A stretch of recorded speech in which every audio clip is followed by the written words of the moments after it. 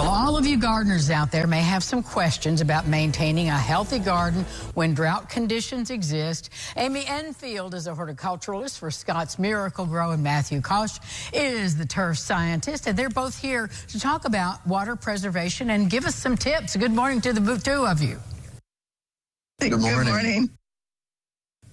Well, Amy, I'm going to start with you. You know, we're in Zone 6 here in the Tri-State. So what's our current situation and what should we be looking for?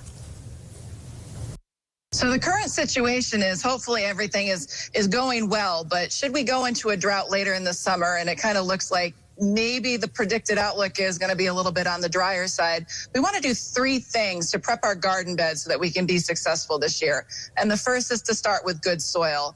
And so incorporating organic matter like Miracle-Gro garden soil into our garden and landscape beds before we plant is going to help improve that soil structure, which is going to help the water better infiltrate when we water or when it does rain and make it accessible to that plant.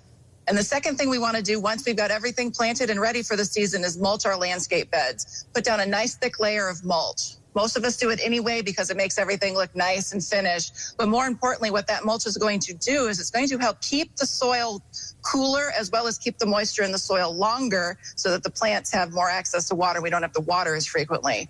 And if we find ourselves having to water, tip number 3 is to be smart about our watering. Direct the water to the base of the plants near the roots where it's needed and not to the air where it just evaporates and we lose it. I personally like to put soaker hoses in my garden bed under the mulch because it's a great way to really direct where that water goes and the plants get all the access to it and we don't lose it.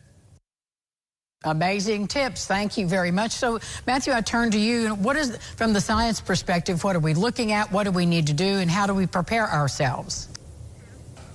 So from a lawns perspective, which is my specialty, I think there are 3 major tips that I think any homeowner can execute on to prepare themselves for drought conditions. The first is feed your lawn.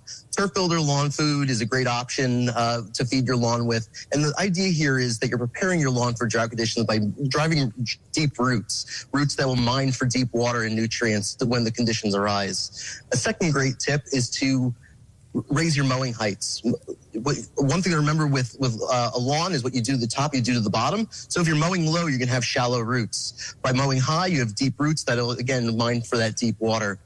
A third final tip is to rely on what Mother Nature gives you. Mother Nature gives us that rain, so time your irrigation cycles between those rainfall events so that way you're not overdoing the rainfall. Can we go to a website, Amy, where we can learn more? Because this is a lot of information, and I'm sure the information and the tips change based on what region folks live in. It is. We have lots of information on our website, www.scottsmiraclegro.com. All right. Thank you both for being with us today. Great tips. Thanks. We'll be back with more local lifestyles after this. Stay with us.